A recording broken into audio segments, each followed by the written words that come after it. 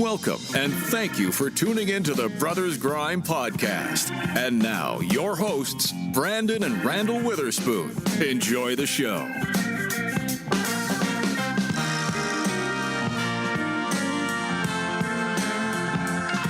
And that, my friend, is why binoculars should never be used in that way. I'm glad we had this talk. Moving on. Yes. We're not moving on because speaking of binoculars, I cannot use binoculars. Why? Because my eyelashes are too long. Weird. Because I've tried. Anytime I try to look through them, my eyelashes are so long, they come back and stab me in the eye every time. All I see is just eyelash. That is crazy, dude. Yeah, it's terrible. I went to the eye doctor the other day, and they put basically binoculars right up against your eye, and I was trying to look through. He's like, "Can you read the top line?" I'm like, all I can see are eyelashes. But yeah, I was like, hang on a second, it was bad. That's hilarious. It's always been a problem for me. So yes. Now mine are long too, but not quite that long. Yeah, I don't know. I've never had an issue using binoculars. I always have. That's Try to crazy. get them close enough, and it doesn't work. At least you can successfully wear glasses. That's true. Just almost. Yeah, they probably touch my glasses. Sweep the floors with those things. No, you could. Speaking of my eyelashes, I don't remember if we've talked about this or not because, I don't remember yesterday, but... Still doing better than me. That's it. Wait, what's your name again? Anyway, so I had my third grade teacher. I was in third grade. I was just doing seat work or whatever. And my teacher was like, "Hey, Randall, come back here for a second," to her desk. And I was like, "Yeah, what's up? What do you need?"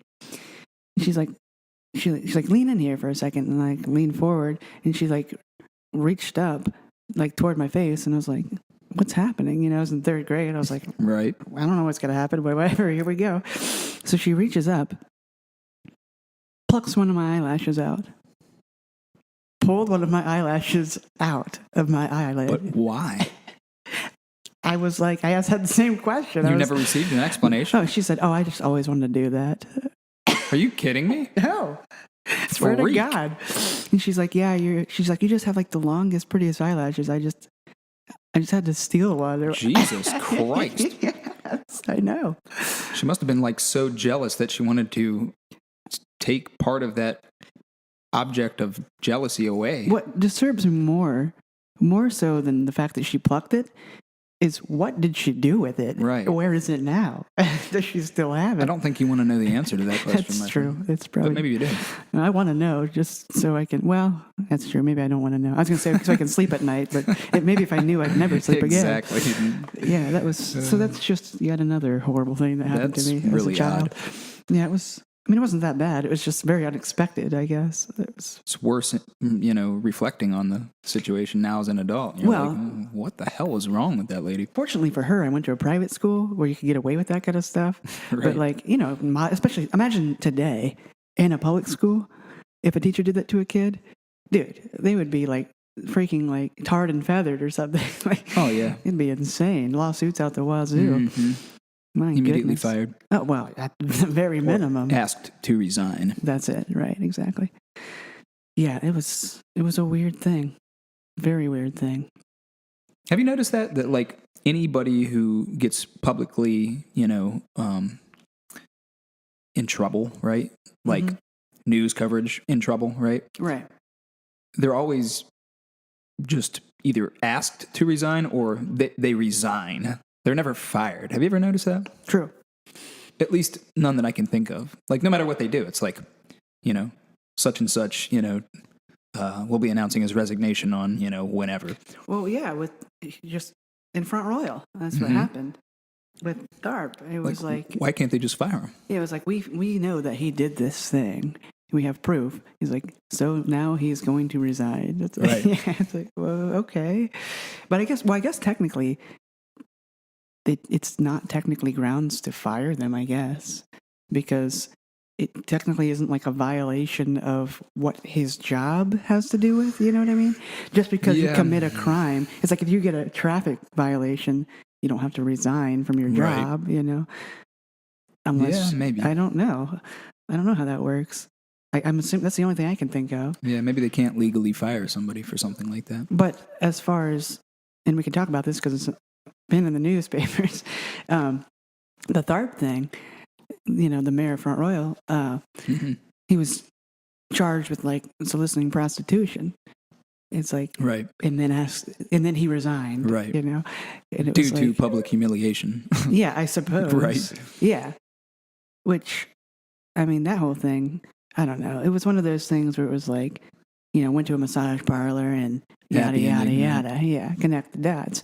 Which, again, it's like nobody's forcing anybody to do anything they don't want to do. I don't know. Right. It's just kind of a weird gray area for me. I mean, it's like, I don't know. Like, right. Who really cares, I guess? I don't know. Yeah. And if you're like an old, overweight guy, you're not really getting anything anyways. I don't know. You guys get what you can. I don't know. While I was going to reserve this topic for a future episode, I guess we'll go ahead and get into it because you've opened the door. Oh, so here we go. We're walking into the room at this point. Prostitution. Yeah.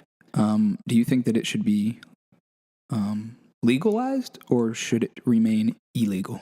What's your just personal opinion? I say legalized because if a woman or man or whoever wants to do certain acts for money, whatever, if they're willing to do it, do it.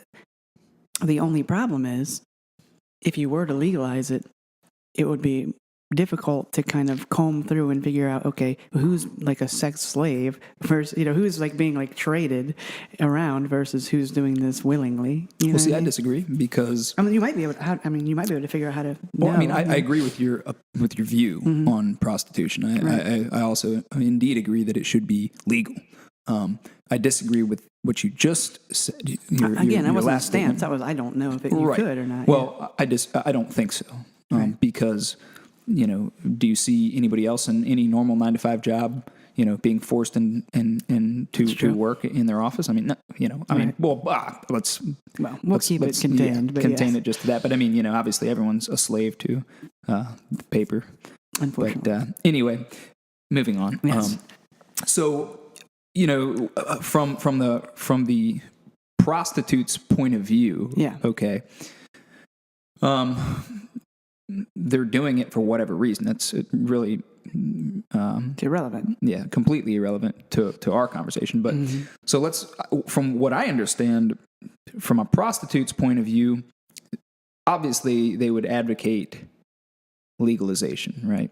Right. That way they won't go to jail. Well, sure. And not only that, but it would also, remove all of the inherent dangers and risks associated with prostitution, right? Right. No, that's true. Look at the brothels in Reno, right? That's a pretty clear model for how it should operate. Sure. Because it's not going to be an illegal activity, therefore there will be no secrecy involved, no underground risks or anything like that, right? Everybody's tested to make sure that they're free from disease and what have you. They're interviewed, just like any other interview process, and obviously they would be, their background would be checked and and all that kind of stuff. So, the employees there would be screened, sure. and deemed, an appropriate fit for the job. And then as far as people coming in, I mean, there would be security in these places just like anywhere else, right? Yeah. So everyone's kept safe from absolutely. harm. Yeah. Because obviously you can't. I mean, well, I guess technically you could background check every person that comes in there. I mean, it's not that big of a deal. They're not that expensive, I mean, that would probably be, a good thing to implement, I would assume. But, whatever. I mean, yeah. I mean, I think it would be. But yeah, back to the original idea. That's pretty much why, it would eliminate, people, these bad people, murdering the prostitutes and and that too. Get rid of that whole thing. Absolutely. The whole system. Yeah, there would be legal pimps, the right. owner of the brothel. There you go. Yes, exactly. And they would not be able to abuse their employees. Right. And you would also have like drug screening and stuff like that as well. Of course, yeah. Or whatever, just to make sure like that didn't get mixed in. Because, obviously those two things kind of go hand in hand usually on the streets, Right. But if it wasn't on the streets, quote, right. then like you said, then it would be in a normal, clean facility and whatever. Because well, it totally goes against every law pertaining to freedom that we as Americans should have. I mean, nobody should have the right to tell anybody that they can't pay for sex. Yeah, if both parties are willing, right? Two consenting then parties. That's it. Yeah, right. It's up to the individual. It has no, should not be regulated by the government whatsoever. It's absolute horseshit. I don't understand why the government has anything to do with it. They shouldn't. Yeah, I don't know. It's very weird. Yeah, I don't know. I mean, again, like you said, it's as long as no one's being forced to do something they don't want to do, then what's the problem? Right.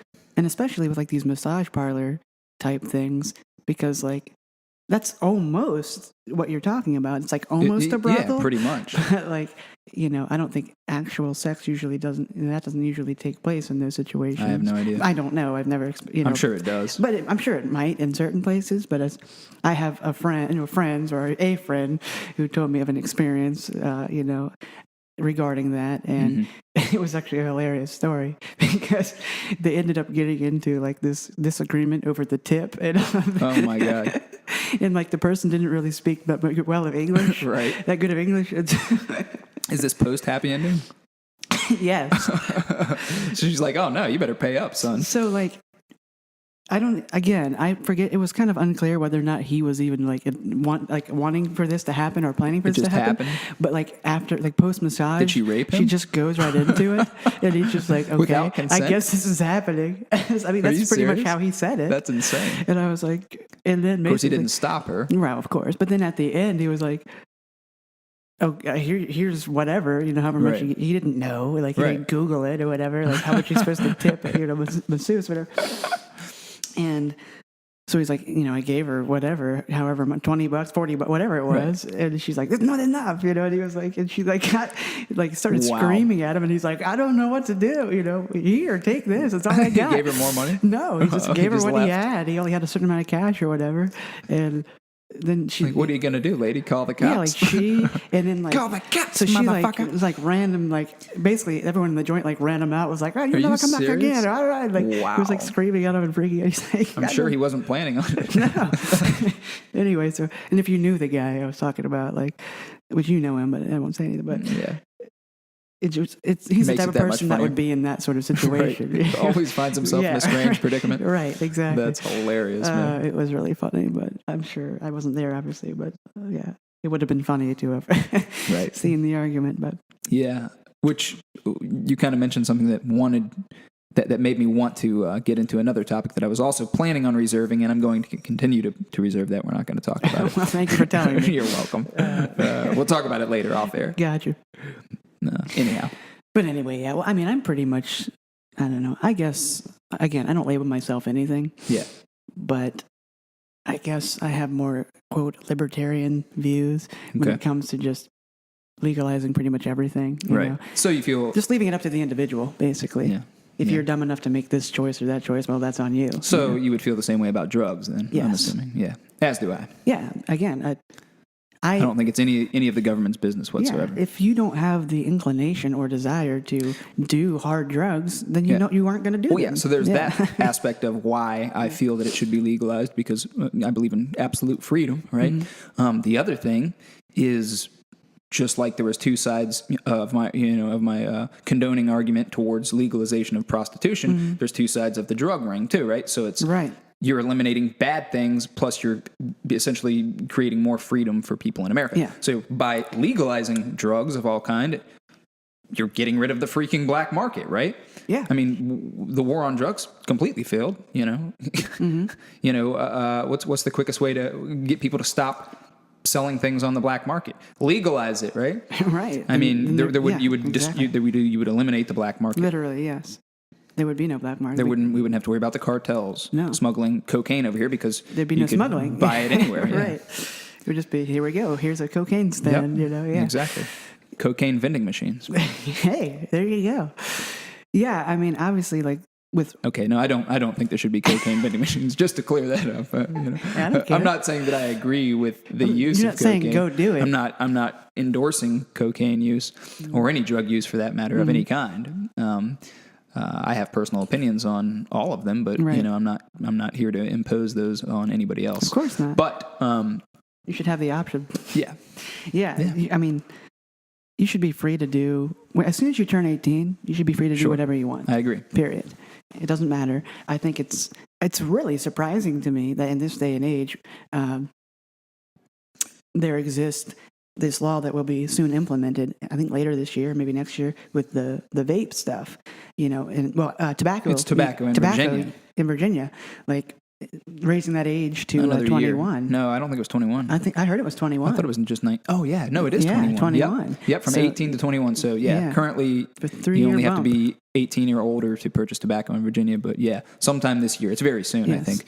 They're bumping it up to 21. Yep, which is insane to me. Like, I agree. Especially with, if you walk down the street, I noticed it yesterday. I was walking around town, and literally every kid you saw had a vape. Oh yeah. You know what I mean? It's kind of like a trendy thing as well as it's addictive. But I feel like that's really going to hurt the vape market because I feel like a large number of their customers are that's like, what I'm about. That's and so maybe saying. That's why they're trying to, stop that. They don't want all these kids because it's a trendy thing. They don't want to, have these kids become addicted to nicotine at a young age, so they're trying to keep move it up to 21 when good, maybe with hopes that when they're 21 they won't think that blowing clouds is as cool as they would have thought when they were 18, right? Yeah, so maybe that's their idea behind it, Less peer pressure. I certainly wouldn't want like my kids to start vaping at the age of 18 or ever because or using tobacco at all because it's bad for you, right? Yeah. So, well, why? Yeah.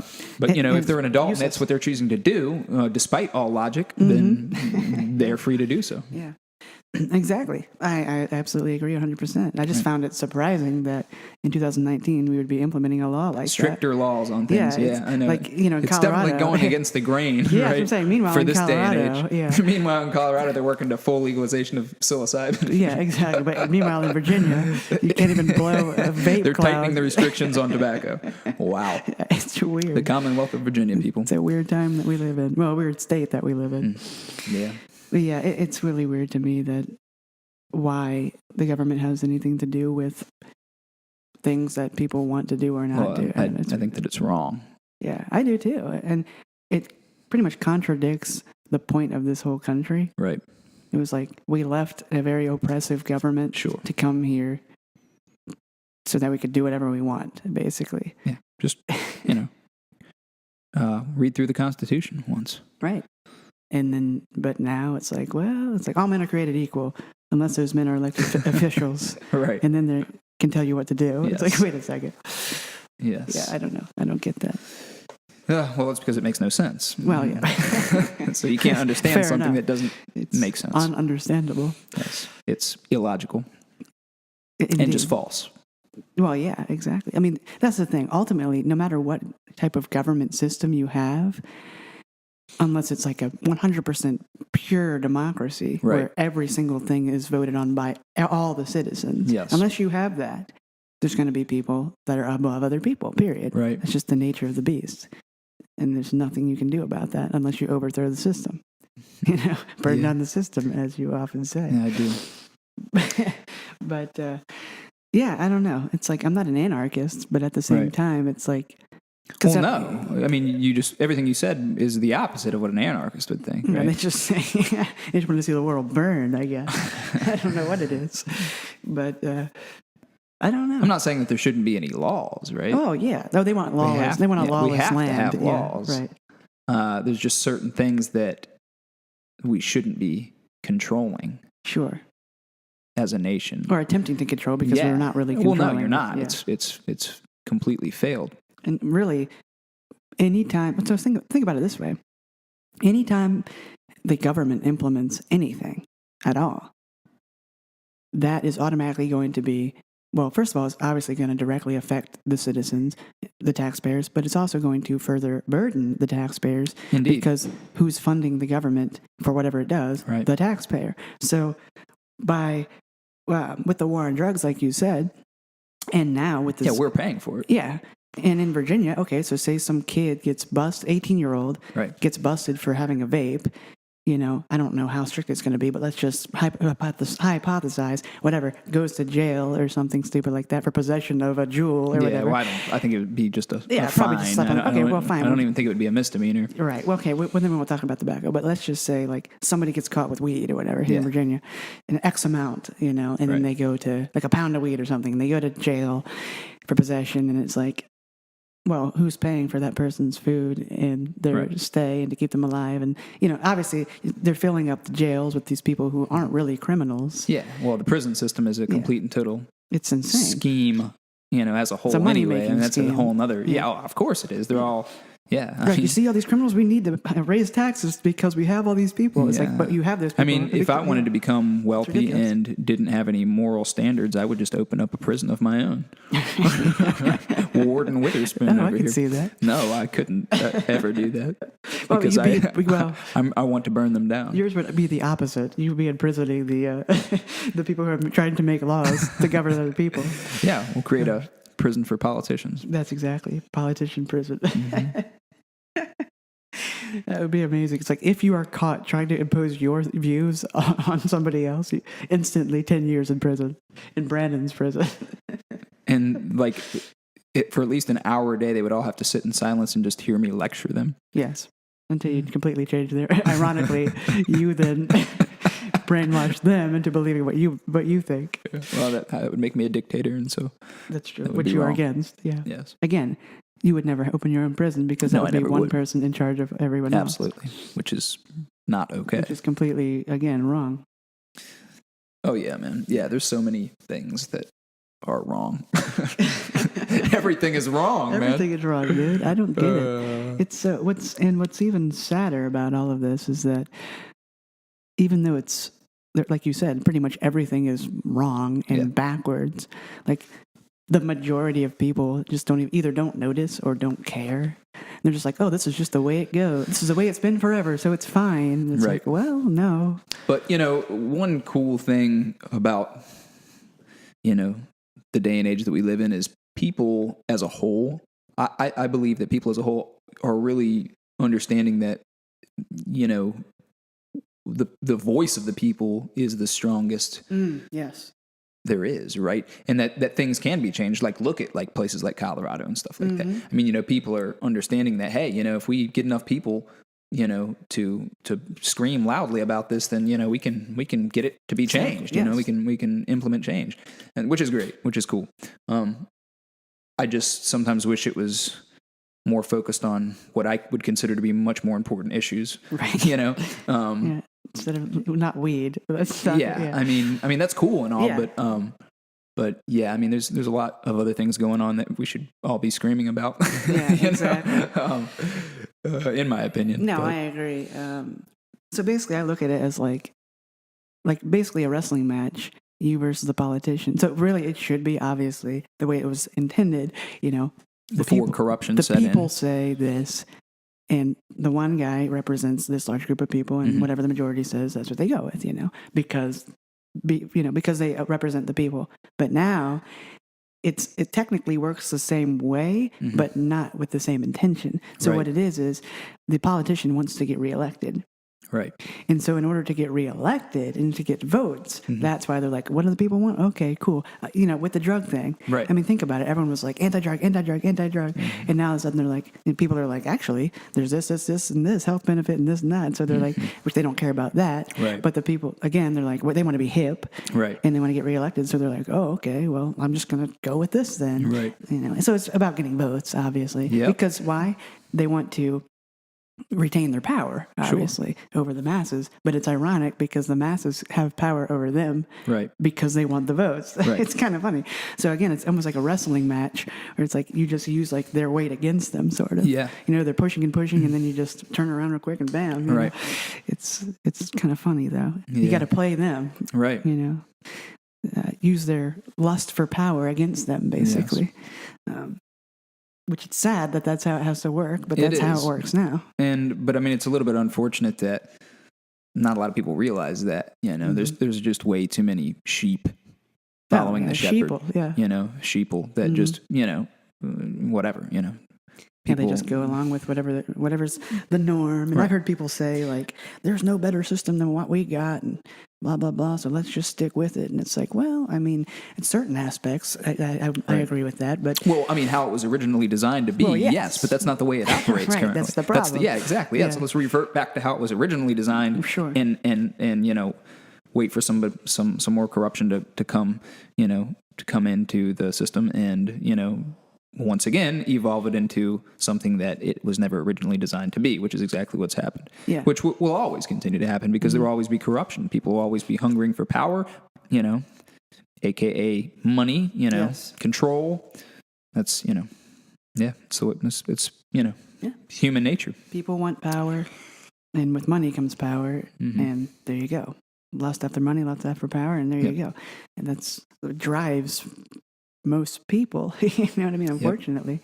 And more so the money for the average person, but you know, then you have those, I mean, just think about how egotistical you'd have to be like, you know what, I think I'm going to run for president of the United States. Like, what? You know what I mean? Like, you think that you can make all these huge decisions? Like, you think the fact that anyone thinks that they are qualified to do that, to me, is like telling of their personality. It's pretty hilarious, Right, like, just because you are actually running for this, I'm not going to vote for you because you are clearly a megalomaniac and you're insane. You know, so I think we should just like nominate an unknown, somebody who doesn't want to be president, right? You know what somebody I mean? who is qualified but doesn't want to. We'll just nominate them, and would they be forced to then take on the role as president? Yes, but then we're enforcing stuff. If the majority of the country voted for somebody who didn't want to be president, we have to force them to become president. It's like you are the president, so there's nothing you can do about it. We all believe that you are the president, therefore you are the president. Just like with we're money, all going to listen to you. You don't have to live in the White House. You can do whatever you want, but you're the president. So whatever you say, whatever you think about it, that's what we're doing. It's hilarious. Because, you know, that's what they say. Like, the person who doesn't want that power is usually the most qualified, you know? And so we got to figure out a way. It's the razor's edge, man. Yeah. We got to figure out a way. It's like, not to force, but to somehow, like, trick somebody into becoming president. No, that's wrong. It's just the way it is, man. I know. It's a shame. I don't know. Yep. There's a lot of things that don't make sense in this reality, my friend. I know. It's unfortunate. Quite unfortunate. And that's why people like you and I have podcasts like this, because we have to just talk about it. Or we literally go insane. Yeah, exactly. And yeah, like we talked about before, like, if we didn't do this on a weekly basis, I don't care if there's anybody listening to us right now at all. Like, because I'm doing this for me, man. This is like therapeutic for me. Indeed. Because you and I both think about these sort of things 100% of the time. We're constantly burdened with these thoughts. The weight of the world is constantly on our shoulders because we know too much. That's the problem. But we can't help but keep digging for more information. We verbally excrete some of that pressure from time to time. Now, we're not going to go full, like, we're not going full Alex Jones here. No. And we're only scratching the surface with some of the stuff that we get into off air, you know, because, you know, we don't want to freak people out. We don't want anyone jumping off the Golden Gate Bridge, you know. Anytime soon, right. After listening to our podcast. The last thing they scream is the Brothers Grind. That's terrible. TBG! Splash. Yeah, exactly. Oh, God. The amount of times we joke about stuff like that is kind of disturbing. But yeah. Disturbing to the most, but we find it helpful. Lord, but yes, I don't know. I said it before. Sometimes I wish I didn't know anything. Yeah. Oh, yeah. No, I truly envy the ignorant. It truly is their bliss. Blissful life. Yeah, it is bliss. I mean, think about it. Well, I think, and to go back to the drugs and like all that kind of stuff. Hold on. Just think about how much we don't know. Oh, God. Imagine if we knew any more than we already know. We'd probably kill ourselves, man. Well, the fact that you just said that, I'll be booking my flight to California, to the Golden Gate Bridge, tonight. Yeah. One-way trip, ticket for two. Yeah, that's right. The fact that you're right, because there's so much we don't know and we'll never know. Oh, yeah. Thankfully. Well, that's why we currently exist on this planet. That's true. Yeah, if we knew. Yeah. That's true. It's like there's so much that we don't know. Like, not even like about the government or politics. Stepping away from that, because I'm done with that conversation, by the way. Let's move away from politics at all. Basically, think about like all the stuff that we as humans don't know, all the unanswered questions, some of the stuff that we've already talked about, you know. Like the metaphysical things. Do I really have a purpose on this earth? Is there really a plan for my life, or not? You know, and if so, if the future is predetermined by God or whatever, right?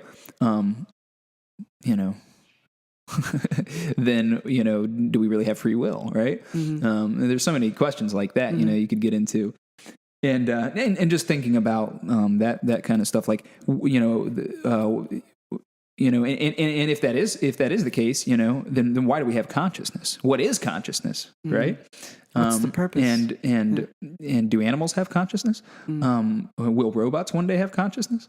I mean, it's there's some crazy stuff out there. Nobody knows the answers to any of these questions, right?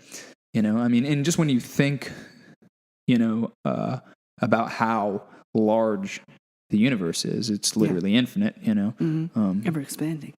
Yeah. It's mind boggling, It really is. Yeah. It's crazy, man. And it's like you know how big just our galaxy is, Yeah. And just say if we took 1 grain of sand on a beach, and each grain of sand represents a galaxy. There literally isn't enough sand on planet Earth. There aren't enough beaches on planet Earth to represent all the galaxies in the universe, right? Sure. It's insane. Yeah. Well, just simply the idea of infinity. Right. Well, it's unfathomable, obviously. Yeah, because we don't have a concept of infinity. No. Well, because we ourselves, like we are existing in a finite way, and everything we've ever known has been finite, obviously. Right. So yeah, it's insane. So you think about, like you said, the scale of the universe and all of that, or just our solar system, or just whatever, and then you feel extremely insignificant, and then it's like, but like you said, it's like compared to all of these things, we should be extremely insignificant, and we are insignificant. Like size-wise, but then why do we think the way that we do? Right. Why do we even contemplate that idea? Exactly. You know what I mean? If we're that insignificant, then it would almost be torturous if there's, obviously God creates people to think about these things. Basically the way I see it is like, if we were created with or if we weren't created and there was no purpose, it's like a pretty horrible cosmic joke. Indeed. On human beings to evolve to the point where we can contemplate these things, but for literally no reason, because it's just chance that we exist in the first place. Right. Like that. And that's kind of what I point to. It's like, oftentimes, like, why do we think about it? Basically, what would be the evolutionary purpose? Well, there is no evolutionary purpose in us thinking about the things that we do. Right. Because like you said, we will literally never know. No. So it's like, again, it's a torturous existence, which is why I personally believe that there is a creator and a God who made us, and there's a purpose in all these things. Sure. Because just in my own mind, when I contemplate these things, that just it's reasonable to me to believe that. I agree. Based on what we think and how we think. I feel the same exact way. I mean? Yes, absolutely. Because otherwise, just based on survival of the fittest, Darwin's theories of evolution, it's like, why would we arrive at this point? Right. What's the purpose? It's like, if it was just survival, I would just kill you and take your stuff. Right. You know what I mean? But you have conscience, Yeah. There's so much more. Yeah. It's like a human, as we talked about. I don't want to, I love you. I would never hurt you and, and all these things. Yes. So you have the emotional aspects, but also the moral aspects. Right. Yeah, and people knowing right from wrong and all that kind of stuff. And there's just, the human mind is just so complex. Right. And like we talked about before, so much more than just the physical and just survival, that there has to be something else beyond this. You know what I mean? Oh, well, absolutely. Like as you proved on a previous podcast, there is something more. Yeah, because like you said, the mind's eye and all of that stuff. So we already know that. Yep. So based upon that, then you the listener, can, contemplate that for yourself. Indeed. You know, and whatever you arrive at, whatever, that's on you. But And as far as afterlife goes, obviously nobody here could, give person you who that's is alive, an unanswerable question, of Yes. course. And so there will never be a way of knowing. until you are dead. And By then it's too late. right. But I find that idea exciting, and Sure. and I find- look forward to Yes. discovering what lies, in store for us after death. I was at there's a used bookstore in Winchester. Sorry. There's a used bookstore in Winchester, Blue Plate Books. And my wife and I go there all the time. It's super cool. They have a lot of interesting books. And I almost bought you a book, Really. but it was like $8. And I was like, I don't feel like spending that. But anyway. I'm glad to know that I'm worth less than $8 to you. Yes. Well, you might, once you hear what it's about, you might be thankful I didn't buy it for you, because you might be like trying to get to the moon right now or something. Okay. I do not remember the exact title, but it was something along the lines of like Jim Morrison's Intergalactic Adventure or something. Okay. So basically the book was about like Jim Morrison and like, I'm going to say like John Wayne or like somebody like that, but like basically they're like exploring the afterlife, and they're like meeting all these people, and they're going from this place to that place and all over, and then what's her name? It's like Amy Semple McPherson. She was like this Pentecostal preacher from like the 20s or 30s or something, and she was well known for being. Sorry, the dog is currently, just so you know what's happening right now. We're trying not to laugh because the dog is making noise. Brandon's trying, like, just over there, just going crazy, trying to get the dog to stop making noise. And it's making me laugh. That's great. Because we're all about transparency here. Right. But anyway, Amy Semple McPherson, she was like this preacher who was like, was fiery, whatever. And she kind of was like an interesting character. And I forget exactly. Like she was sort of a controversial character and blah, blah, blah. Yeah. Anyway, but in this book, because I just read like the back jacket of it, basically like in the afterlife, she was split into like two people, like her personality. And like Jim Morrison was like in love with the one form of her and was like basically chasing her through this like intergalactic adventure, like throughout the afterlife, like with That's John insane. Wayne or something. Who the hell wrote that? I don't remember his name, but apparently he's written like multiple books, and they're all like way out like that. Just That's weird awesome. and crazy. I want to read that. Yeah. Well, I should have bought it for you, and I almost did. I'm gonna go seek it out. Yes, it's at Blue Plate Books, and I'm sure it's still there. Because I don't know of anyone other than you who would be interested in reading that. Agreed. But Oh anyway. my god. So, did you enjoy the hors d'oeuvres that I had for you? Quite. Although I don't enjoy the spelling of hors d'oeuvre. No. So I had some cheese and crackers. It wasn't anything too extravagant. No. But cheese. We both love cheese. Why is that? I don't know. Well, why do I would argue that most people love cheese. Indeed. I know very tasty, that's few why. people, if any, that don't like cheese, actually. Yeah, I know quite a few people who don't eat cheese because of medical reasons, but Well, yeah. as far as they all like it. Don't get me wrong; they have to not eat it. They're forced to not consume cheese. But yeah, it is great. And actually, I've been very interested in making my own cheese recently. That'd be awesome. Yeah, I think I was gonna pick up a cheese making kit like for beginners and just see how it goes, man. Yeah. Cheesing for dummies. Yeah. That sounds It'd be pretty incredible.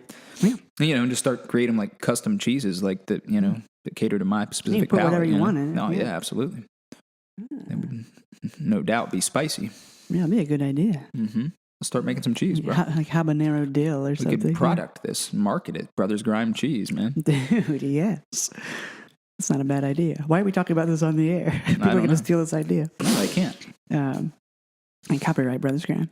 But yeah, dude, cheese is amazing. Like when I was a little kid, I forget what age I was, but I loved cheese so much that mom and dad were like, "What do you want for your birthday?" And I was like, can I just get a pound of cheese from Stokes General Store in Front Royal? Where they actually had a wheel of cheese. Still do to this day. Probably the same wheel. Probably. And because you have to cut the mold off. Yeah, it's good stuff. Which, like, cheese is kind of mold. I don't know. It's a confusing thing. But anyway, I got a pound of cheese for my birthday one year at like age 7 or something. And it was, to this day, the best present, the best like gift I've ever sharp, been given. Yes. Yellow cheddar cheese. Oh, it's so good. Dude, cheese is incredible. I could go on forever about cheese. You know what's weird about cheese, though? Well, first of all, okay, let me ask you that. Where do you land on Swiss cheese, like the flavor of Swiss cheese? It has a a place. I like Swiss cheese. Really, honestly, I don't think I've ever tasted a cheese that I didn't like. No, same here. Really? Maybe some textures I might not be super keen on. Yeah. But flavor-wise, yeah. Even goat cheese. Goat cheese is great. Yeah. Not too bad. That's probably the one I'm not crazy about it, but I will eat it, Yes, indeed. But Swiss cheese, like... That's probably one of my least favorite cheeses, Well, I was going to say, okay, so you have like cheddar cheese. That's very, very common cheese. And there's lots of types of cheddar. My favorite type of cheese to date that I've ever had, I do not remember the name of it, but it was a form of English. Yeah, I can't find it. I've tried to. I bought literally every type of English cheddar cheese I could find in hopes of reuniting with this wondrous substance, but I have been unsuccessful at this point. It was an English cheddar, and it was extremely crumbly. And it had, I loved it so much, I let you sample it. This is a long time ago. You don't recall, but I let you try it. It was just the most unique flavor I've ever had in my life, but it was true to cheddar flavor, right? It was white and crumbly, and there was sweet after notes. Yeah. I know exactly what you it was mean. so good. It was so good. So and good. I have to find it one day. If anyone knows what kind of cheese I'm referring to, please inform me, and I will buy a large quantity of it. There you go. Now, for me, it's the sharper the better. Oh, indeed, I'm sure I you love feel the sharp. same way. And it was very sharp, too. Yes, well, of course. Mild cheddar, I mean, it's cheese. I'll eat it. Right. Don't get me wrong. We know that. Right. But why settle for less when you can get sharp, extra sharp, and so forth? Extremely sharp. And I'm on the same extreme end of the spectrum when it comes to wine. The drier, the better. If I can talk, or if I have any form of saliva in my mouth after I take a sip of it, I don't want it. I want to be puckered up with the most bitter, dry thing you could possibly give me.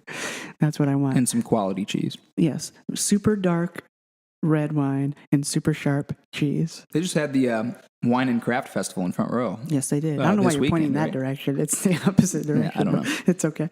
But yes, they did. You just have to point behind yourself whenever you're That's true. It's just like the other day is any day that's not today. Could be yesterday, could be 20 years ago. It doesn't matter. Right. But anyway, yeah, so back in Front Royal yesterday. It got rained out, I think, though. Oh, it did? Yeah, I think it rained really bad there. Yeah. I've only attended once as an adult. I never have. And you saw me later on that night. I recall remember that? this. Yes. Completely obliterated. Oh, yes, because I had to come pick you up. Probably. Yeah, from your friend's house. Remember that? Because you and your wife were out and about, and then you're like, "Hey, bruh, can you pick me up?" I was like, "Sure." Where are you? You were like way up on like Blue Mountain in London or something. Yeah. It's like, oh god. Yeah. Well, I can honestly say that's the worst I've ever felt in my life. The next day, Dude, when I woke up, oh my god, messed you up, dude. Worst hangover I've ever had in my entire life. I always get a headache after drinking wine. Oh my god! Not always with beer or other things. No, I literally wanted to kill myself. I wanted to shoot myself in the freaking head that morning when I woke up because it was so bad, horrible, dude. I've been completely shit faced off of beer and liquor, and the worst hangover I've had from that was absolutely minuscule in comparison to that day after drinking wine in excess. Oh my lord, it was terrible. That's rough. I'll never, ever drink an excess amount of wine ever again as long as I live. No. It took me one time to learn my lesson. I know a lot of people that are super into it. They drink like a bottle to themselves. I don't know how. No, I don't I couldn't do it. yeah, like you said, that headache, man, that's rough. Well, I think part of the reason for me is that I'm just hardwired to get up early. Like, I'm an early riser. I get up early. And so Yeah, same here. it's like if I'm up late, that's why I don't stay up late. Like, I hate being up late. I love to sleep, and I like to go to bed, at a reasonable time for me. Reasonable for me is early to everyone else, but Right. I like to go to bed early and I like to get up early. It's just what I like doing. It's how my body naturally does things. But yeah, so I mean, I'm almost even if I go to bed late, I still get up early. Right. So like if I'm out, drinking late into the night, I'm still going to be up early in the morning, and I'm going to still feel horrible. But it's like, can't escape it. That's why I choose not to. It's definitely not worth it. Yeah, I was always like that guy, like at the party, like everyone else passes out, whatever. I wake up at like 5 a.m. Everyone else is asleep till 1 p.m. Right. And I'm like, well, I'm always that guy who just like does like the Irish exit, like I wake up at like 5 a.m. and just like sneak my way out and bail. Yep. Yeah, that's always me. Same here. Yeah, I'm like, oh, see you guys later. I'm not sticking around. I'm going to go play some Frisbee golf. That's it. Right, exactly. That's a fun sport.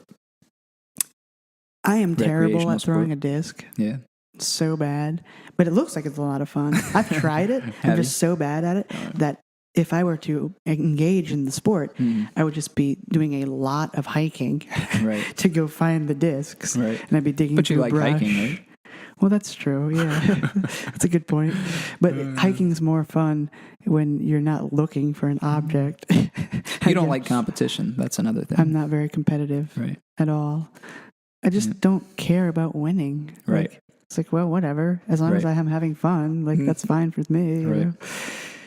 I don't know. Like, I mean, I can be competitive sometimes. Like, well, I think very competition rarely. oftentimes sucks the fun out of things. Like really. Like, I love fishing, right? If I was fishing in a competition, I don't know that it would be as fun. You'd be stressed out because you're trying, I have to get like these. I enjoy fishing for many reasons other than the actual sport of catching fish, which I love that. But I enjoy fishing because it's peaceful and it's quiet and I have solitude and mountain nature and I'm carefree. Right. Exactly. So for me, transforming that into a competition would then render it not fun. Which would then eliminate why you fish in the first place. Right? It's basically useless at that point. Yeah, I agree. A lot of things are that way. Like, I don't know. It's weird. I guess some people just love to compete. Yeah, some people are just wired that way. They're just very competitive, no matter what it is. Right. I gotta win. Right. Yeah, have at it, but brother, I don't care. Yeah, sure. Yeah, I don't know. You're kind of competitive though. I can be in certain things. Yeah. Remember back in the day when we used to play Super Smash Bros? Yeah, we did used to play like that. Yes. Yeah, I used to be pretty competitive when it came to video games. Video games, yeah. When I was a youth. Yes, as a young child. I don't really play video games, so I can't say that I am anymore. No, not anymore. Certainly not. I can't remember the last time we played a video game. Oh, we we would get so into them that I don't know. You just like as a kid, you just get sucked up in video games, and it's like your reality at that point. It's virtual, but it's very real to you. I used to lose on purpose so you wouldn't get mad. I believe that. That's why I'm not competitive. Right. I think that's you basically smothered the competition out of your soul. Exactly. Right, exactly. You just combed that right out of my personality. You're welcome. Because thank you. Now I just don't care. Win, lose, or draw, whatever. I don't give a crap. And you're happy. I'm much happier, much better off now. I'm a cure-all, man. I always just hope I lose. That way no one's going to be mad at me. It's like, because I don't care, Right. I'm the best guy to lose. I'm the best loser because I'm not going to get mad. Mm-hmm. And if I lose, that means you win, which means you're going to be happy, which makes me happy. Yeah. But no, obviously, there would be no sport if it wasn't for competition, right? I mean, if everyone was like me, there'd be no Olympics. And I think competition is good because it gets people to strive for excellence, right? So competition is good, of course, and you have to have it. Yes, but certain there's a time and a place for it. You can't be competitive 100% of the time at everything you're doing. Otherwise I don't see how you would possibly enjoy any aspect of your life. Well, you right? wouldn't. Yeah. But like playing sports, like baseball. I'm a big baseball fan. Whatever. Like I coach baseball for the kids and that kind of stuff. And obviously we encourage them to be competitive. Obviously you want to win the game. Yeah, absolutely. Sure. And the kids take it really seriously. And they, dude, I would say probably 50% of the kids, if they screw up, cry at the game, and they're young right now. They're like 8 to 10. That's the ages that I'm coaching. Gotcha. And yeah, I mean, they take it really serious and they're hard on themselves and they, strive to do better every time. And it's really cool and it's great. And it's instilling good values in them, Indeed. for the working world and all that kind of stuff. Work and, ethic. And it's, providing them with exercise and, lots of positive things come I'm from all sports. about sports. I'm pro sports all the way. Yeah, definitely. Especially with kids, because it keeps them out of trouble. But, and all that. there's an extreme to competition too. Like you do have to keep in mind, obviously, that it is just a game. Right? Yeah. Like it has no bearing on your life outside of, the confines of the game itself. The game, yeah. And so, obviously, wouldn't want to instill negative, take away the fun aspect. Yeah, absolutely. Still want to have fun and for the love of the game. You can't. Yeah, absolutely.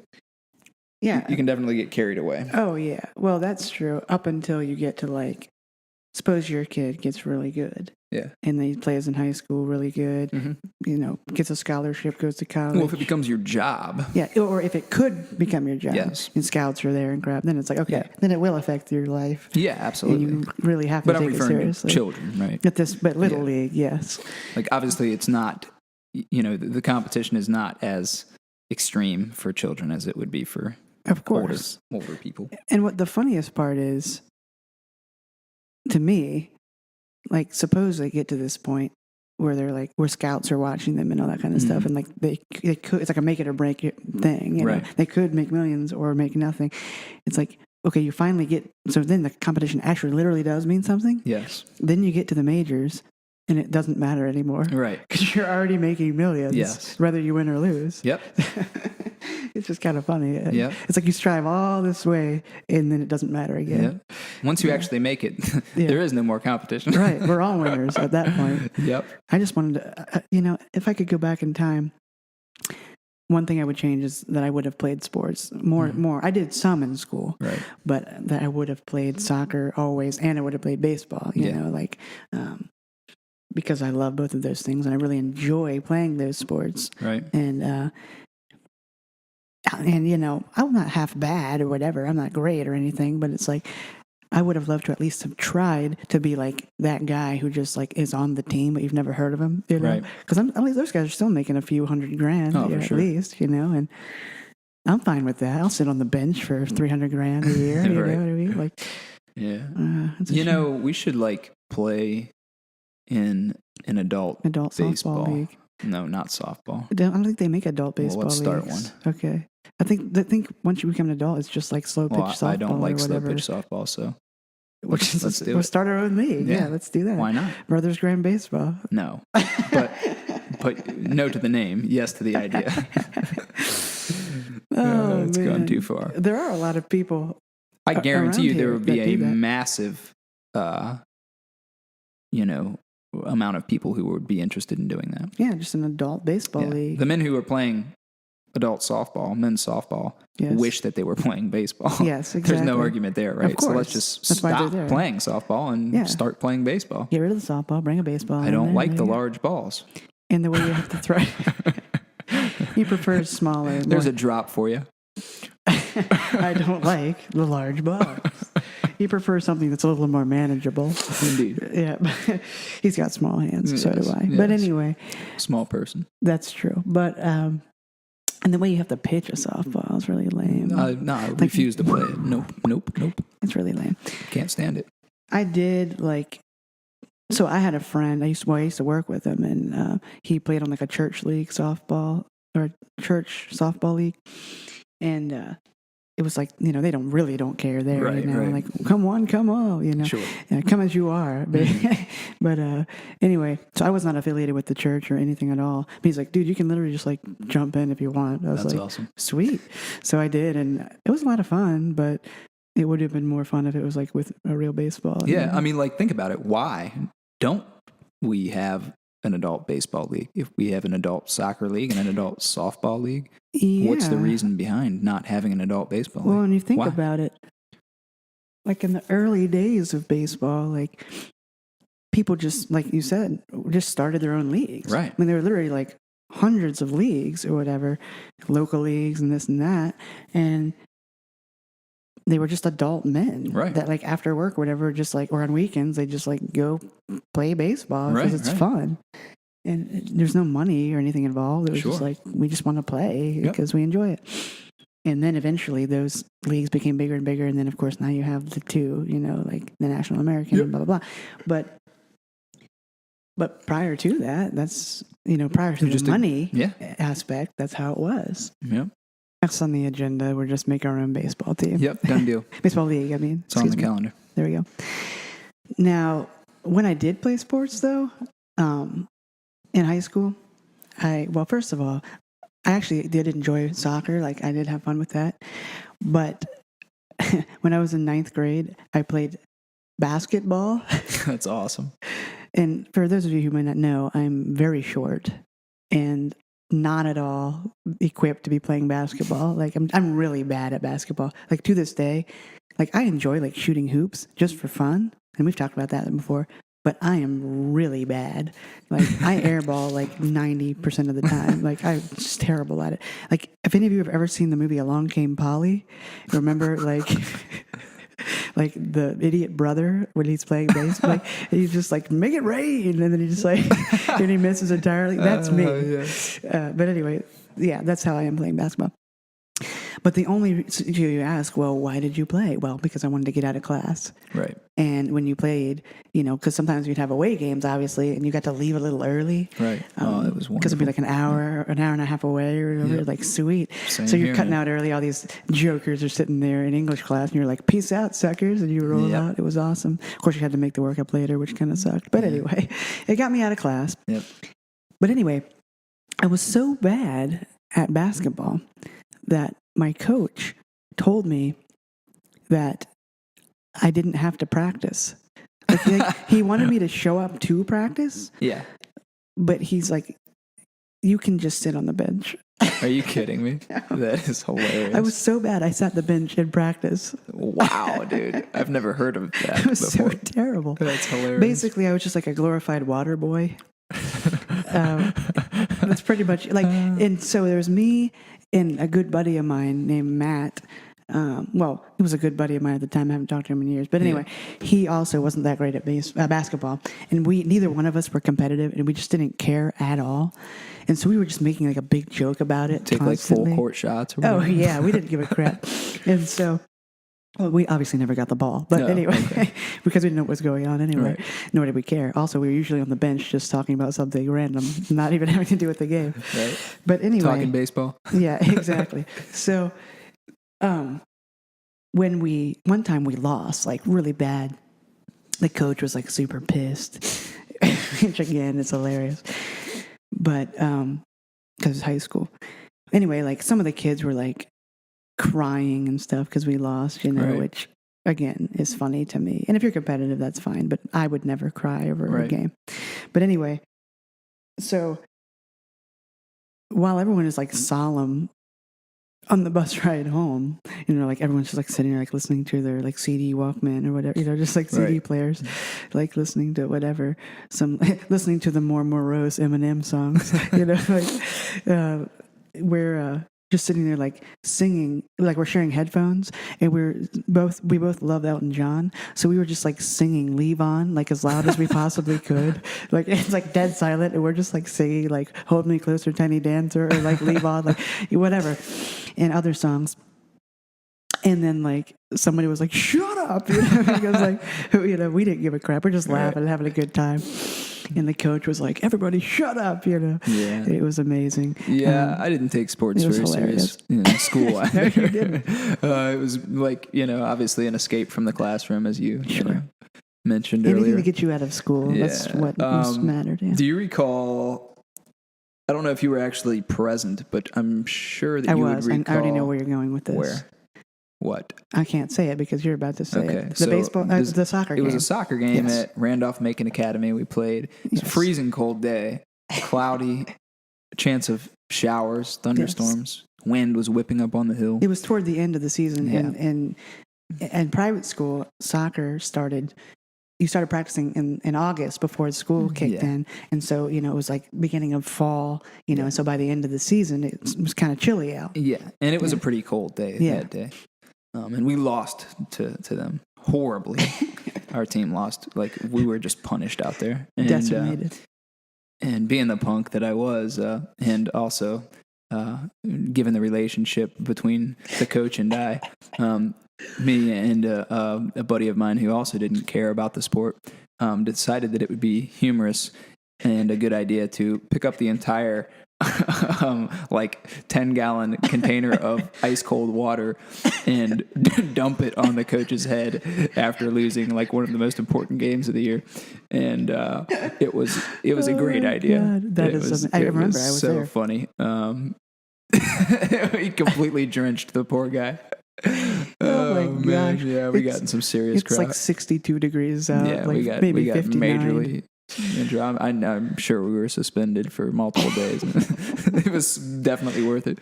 He's already super pissed. Yeah. Well, we already hated at the each loss. other. Just to literally add insult to injury, or to add injury to insult at that point. So funny. Oh my gosh, dude! I remember I watched the whole thing unfold, and I was dying laughing. I'm sure you were, because he was not obviously not expecting it at all. Of course not. The last thing he was expecting or wanting. I was very unpredictable at that age. Oh my gosh, dude, that was so awesome. I'm so glad I witnessed that. Yep, go team. And so before we end this episode, I'd like to remind you guys out there listening that if you enjoy our show, please give us a review and rate the show on iTunes. It helps us out big time. Absolutely. We appreciate those of you who have been listening, and we hope you enjoy the content as much as we enjoy bringing it to you. Hey, if you made it this far, thanks so much for tuning in. We really hope you enjoyed the show. Stay grimy.